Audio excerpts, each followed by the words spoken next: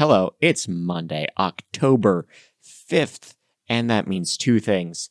It's a great day to march on Versailles, and it's time for the Lighting Industry Newsbrief brought to you by Keystone Technologies and their X-Fit outdoor fixtures. We're talking about their small, low-profile wall packs.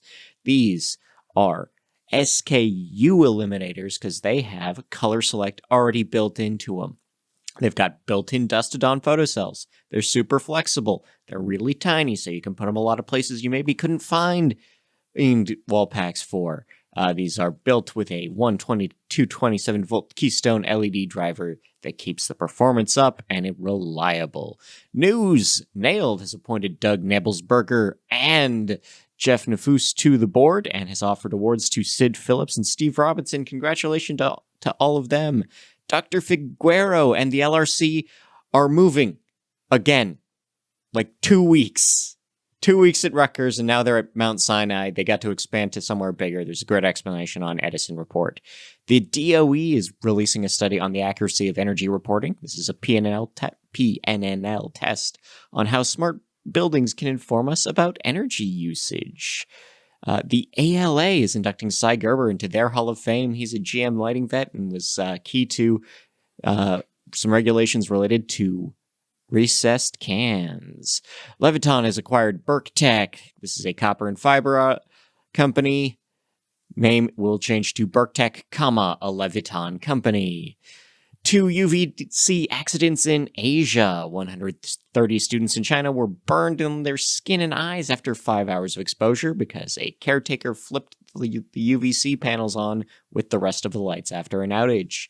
And a demonstration of a UVC robot in the Philippines sent journalists covering the event to a hospital. The PNNL review occupancy the PNNL will be reviewing occupancy sensor testing. These new sensor types will require new methods. New germicidal research on SARS-CoV-2. Low dosages of UV light between 260 and 270 nanometers will deactivate the virus in seconds. Good news. Changes in the LC exam. November 7th exam, not on November 7th, not in person. It's going to take place over 2 weeks in December. Online only, no paper books. The federal IoT guidelines will move closer to becoming a law. The Internet of Things Cybersecurity Improvement Act is now in front of the Senate. Lumini has acquired iLight. This is their third purchase recently for the U.S. LED manufacturer. Speaking of watching out for UVC, there are some consumer-grade products floating around the internet that offer you a tip about stimulation instead of a warning about burns and cataracts and cancer. EnergyWare has purchased Jox Energy. This will lead to international business for both. On Get a Grip on Lighting, when your ship comes in, it docks at the order desk, interviewing Brian Culligan, a 40-year veteran of the industry.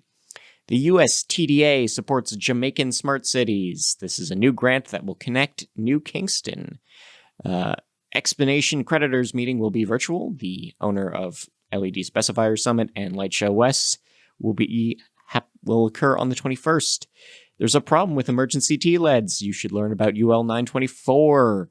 GLA releases a statement on UVC. This is a 13-page document explaining disinfection and guidance on deployment. Exton partners with Lutron. These are for new smart controls. Sharp spins off its display business. The micro LED developer will now run a separate company called Sharp Display Technology. Semileds has filed paperwork to change up their board of directors. More details later. US DECRA is recognized for OSHA testing. This is in Sterling, Virginia, and may certify lighting equipment as OSHA compliant. Energy Focus is presenting at Zooming with LD. James 2 will be talking at their event.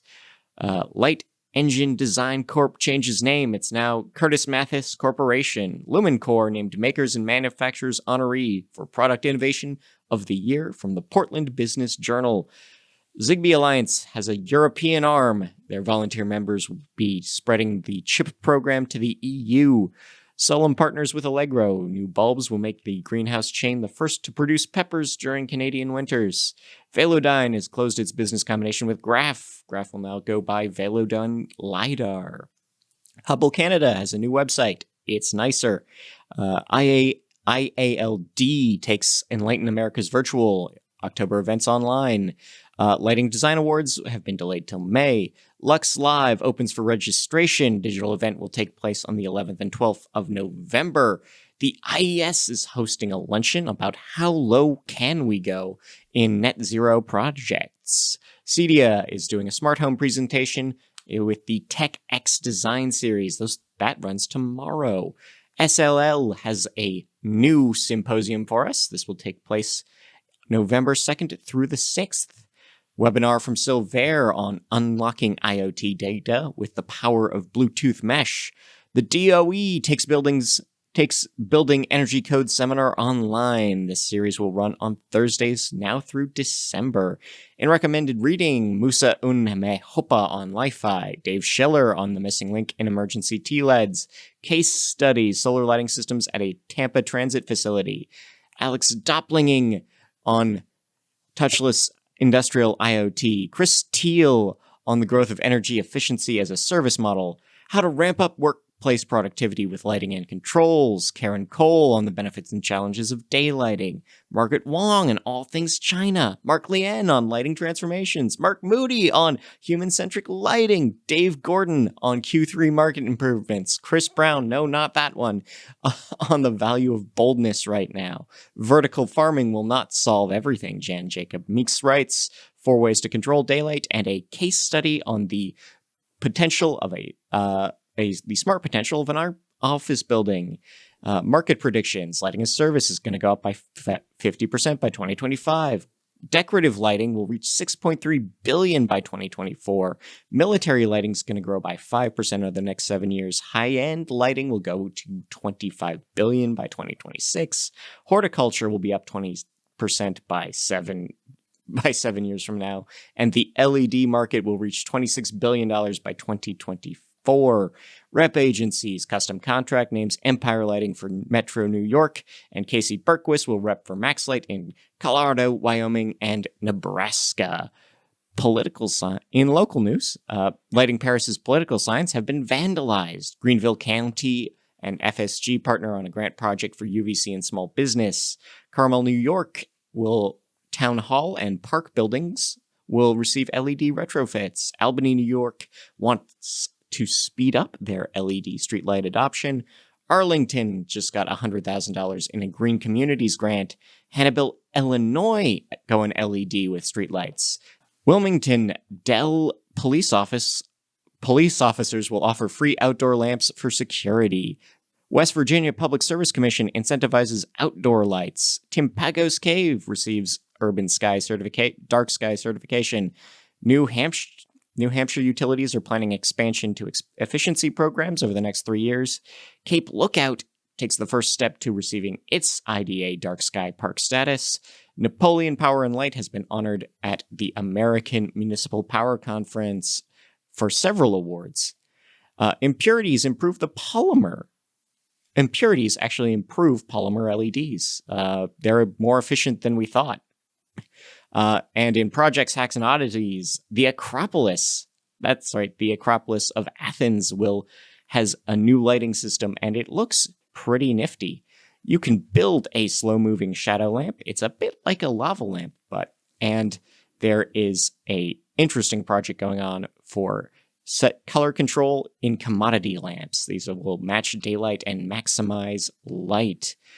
On hirings, firings, departures, promotions, Revishelf has named Steve Orr as West Coast sales rep.